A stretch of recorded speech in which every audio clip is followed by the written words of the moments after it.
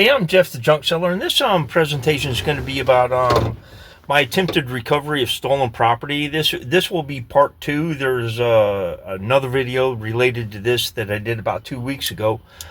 I had some developments that just kind of happened for me yesterday on June the 9th, 2025. Um, the the former residents of the guy for this presentation, we'll call him the thief.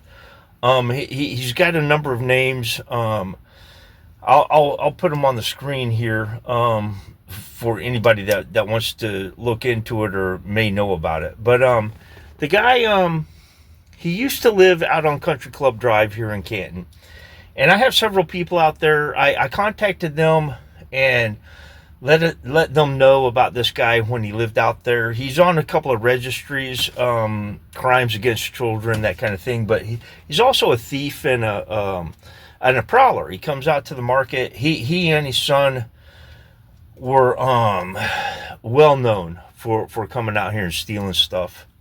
And they've both been run off at the present. It's just recent that his son's not been allowed to come out here. But anyway, this guy, he left the area for a couple of months. We hadn't seen him. It had been, everybody had breathed a sigh of relief, you know.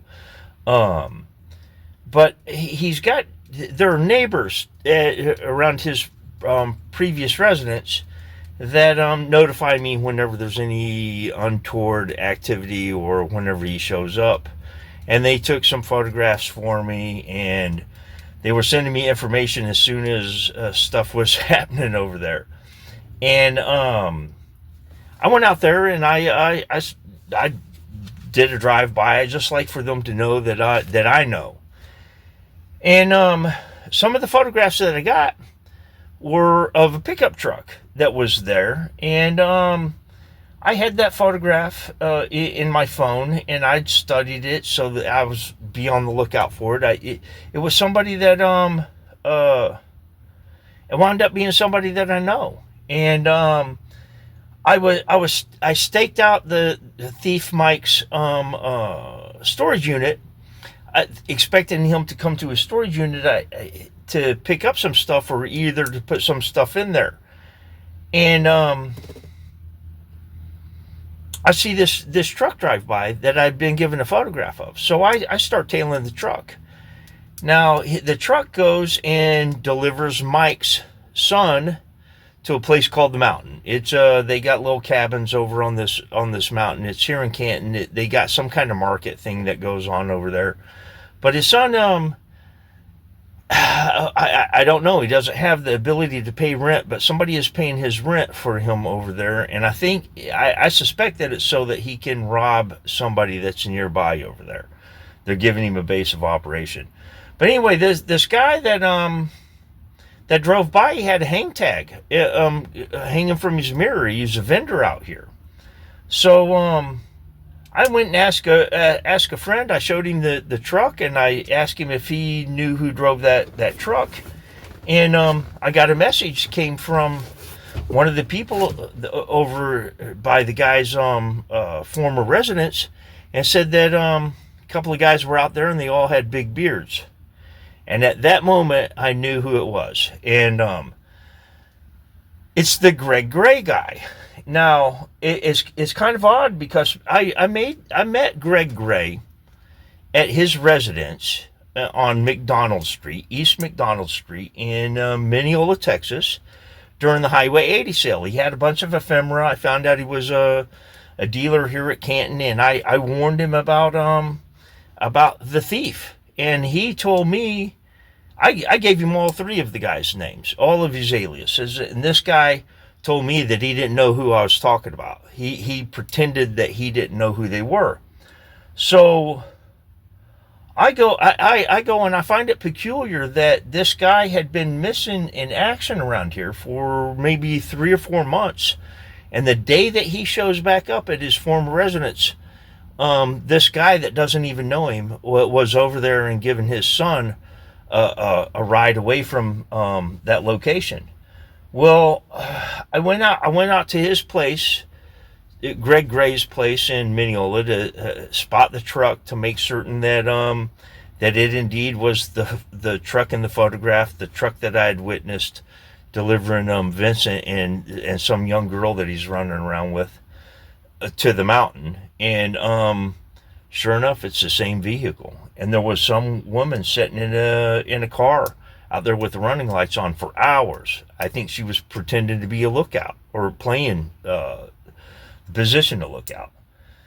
But on the way back from Mineola, I passed a van, going the opposite way, and I believed that it was Mike the thief going that way. But by the time I got turned around and got in pursuit of him, I wasn't able to find him. But some other guys that were involved in the theft live out there at Lake Fork. And I went out there today to see if I could spot his vehicle parked at their place. But they deny knowing each other, and then they don't deny knowing each other. But he lives in a gated community, and I wasn't able to run the gates. But I just think that it's kind of peculiar that guy says that he doesn't know anybody. And I contacted a few people that have done business dealings with this Greg Gray, and told them what I learned, and everybody is puzzled by it, because this guy on the surface, he's kind of squeaky clean. Now, I'm not making any allegations here. I'm just stating the facts. But it doesn't look good for Greg. He denied even knowing these guys, and he shows up whenever Mike is in town. He got caught with stuff that was stolen from my storage unit, stuff that I have alleged from day one that Mike stole from his storage unit. And the reason for that was they stole ephemera, and this guy is an ephemera dealer, and they overlooked a bunch of stuff. I had a bunch of Lexus headlamps. I had a bunch of very good cast iron, stacks of it. And they went to the trouble of emptying file cabinets, using totes that were mine, to empty file cabinets of old pictures and old photographs, this kind of stuff. And it was book plates that I found in Greg Gray's shop, and he has never contacted me. But I sent him some messages. I sent him several text messages. I still haven't got a response from him. I don't know that I'll get a response from him. I think that this month at Canton, I think that there will probably be some hurt feelings. But I think that I really don't care. These guys are going to be held to account, and I know that this guy is he's got some kind of connection that he's not willing to admit, because he did tell me that he didn't know these guys when in fact he actually does. But I'm gonna let the Canton Police Department know about this presentation, and they can view it and they can do with it whatever they choose. But this is the state of the investigation at this time, and I'll be making more presentations as information develops. But if you've enjoyed this presentation, please give it a like. If you have enjoyed it, then please view some of my other content, and subscribe if you enjoy those as well. But thank you for viewing.